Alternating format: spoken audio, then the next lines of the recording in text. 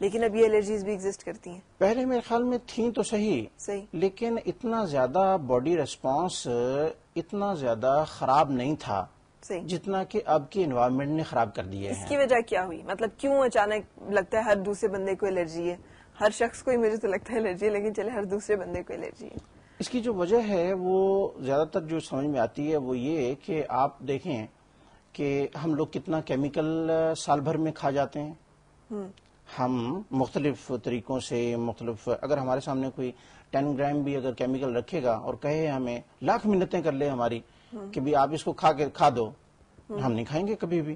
لیکن انڈائریکٹلی ہم ہر فوڈ میں کیمیکل استعمال کر رہے ہیں، کھا رہے ہیں. وہ کیا کر رہے ہیں؟ وہ ہمارے ڈیفنس میکنزم کو، وہ ہمارے امیونٹی کو وہ ڈسٹرب کیا جا رہا ہے اور ویک کیے جا رہے ہیں. اور اس کے بعد اب آپ دیکھیں کہ ایک وہ دور تھا کہ الرجی جو ہے وہ کہیں کہیں ریئر تھی، اور اب یہ دور ہے کہ ہر دوسرا شخص، ہر تیسرا شخص جو ہے وہ یہ کمپلین کرتا ہے کہ الرجی ہے کسی ایک ٹائپ کی، کسی دوسری ٹائپ کی. تو آپ دیکھیں کہ 1905 سے پہلے یہ لفظ ہی نہیں تھا.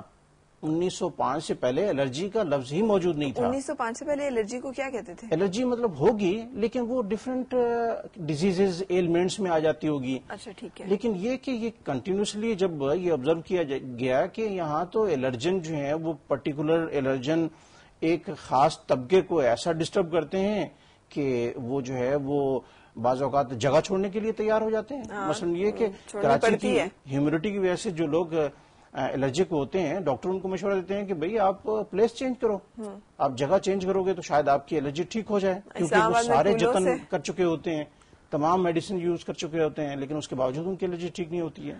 اچھا جی، اب کچھ ٹائپس پہ بات کرتے ہیں کہ کون کون سی الرجیز جو ہیں وہ کامنلی ایگزسٹ کرتی ہیں. زیادہ جو ہے وہ آپ دیکھیں ہے فیور، دیکھیں آپ الرجک رائنائٹس کہ سنیزنگ ہے، لیکریمیشن ہے، آنکھوں میں سے پانی نکل رہا ہے، چھینکے جا رہے ہیں، اور اس کے بعد پھر جو ہے وہ یہ جو ہے وہ چیسٹ کے اوپر اور لنگس کے اوپر آ جاتی ہے چیز، ویزنگ شروع ہو جاتی ہے، سانس نہیں لیا جاتا پیشنٹ سے. تو زیادہ جو دیکھنے میں آیا ہے وہ ہے فیور اور الرجک رائنائٹس ہے کہ جس کے زیادہ کیسز ہیں.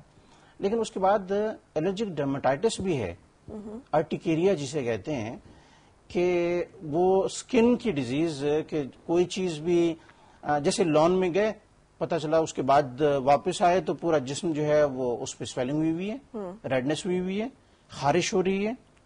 تو یہ ایک دوسرا طریقہ ہے اور دوسری الرجی کی فارم ہے. پیٹ کے بھی امراض بہت سارے جو ہیں نا وہ الرجی، فوڈ الرجی سے ہو سکتے ہیں. جی آئی ٹی ڈسٹربینس ہو سکتی ہے فوڈ الرجی سے. یہ ساری ٹائپس ہیں کہ جو دیکھنے میں آتی ہیں کہ ایستھما اس کے بعد جو ہے وہ الرجک رائنائٹس اور ہے فیور کا کانسیکوینس ہے اور کمپلیکیشن ہے اس کی. کہ ایستھما پوری دنیا میں آپ یہ دیکھیں کہ 300 ملین لوگ جو ہیں وہ ایستھما کے شکار ہیں. اور وہ کیسے ہوتا ہے؟ شروع کب ہوتا ہے؟ وہ الرجی سے سٹارٹ ہوتا ہے. الرجی کا یا تو پراپر اس کا ٹریٹمنٹ نہیں لیا جاتا، یا پھر ٹریٹمنٹ لیتے بھی ہیں تو اس کے اٹیک اور وہ اتنا سویئر ہوتا ہے کہ وہ جو ہے کنورٹ کر دیتا ہے ویزنگ میں اور ایستھما میں. دنیا میں 1,80,000 لوگ ہر سال ایستھما کی وجہ سے مر جاتے ہیں. تو یہ دیکھیں کہ یہ کتنا تکلیف دہ وہ ہے جب سانس ہی آدمی کو ٹھیک نہ آ رہا ہو تو اس سے بڑی مشکل اور اذیت اور کیا ہو سکتی ہے. اچھا ڈاکٹر صاحب، آج کے اس دن پہ ہومیوپیتھی کو چوز کرنے کا مطلب یہ ہے، لاسٹ ٹائم جو ہم نے سیشن کیا تھا اس کے بعد مجھے کال آئی ایک بچی کے والد کی، سروے آف پاکستان میں تھے اور ان کی بچی کسی بہت عجیب سے مسئلے کا شکار تھی جنہیں میں نے آپ کی طرف ریکمینڈ کیا. اور جتنی تیزی کے ساتھ وہ ٹھیک ہوئی اور جتنا ڈرامیٹک میں نے امپروومنٹ دیکھی اس کے ریزلٹس میں اور اس کی کنڈیشن میں، دیٹ کنونسڈ می کہ ہمیں تو پتہ ہی نہیں ہے کہ کتنا بڑا ایک طریقہ علاج ہے جو ایگزسٹ کرتا ہے اور ہم نے نہ کبھی اس کو لفٹ کرائی ہے. وہ ہمارے یہاں جو چیز سستی ہو نا اس کو ہم ویلیو نہیں دیتے اتنے. کیا یہ وجہ ہے ہومیوپیتھی کے نیگلیکٹ ہونے کی؟ یہ وجہ بھی ہو سکتی ہے، لیکن کچھ ہم لوگوں نے خود بھی خراب کیا ہوا ہے ہومیوپیتھی کو. میل پریکٹس نے؟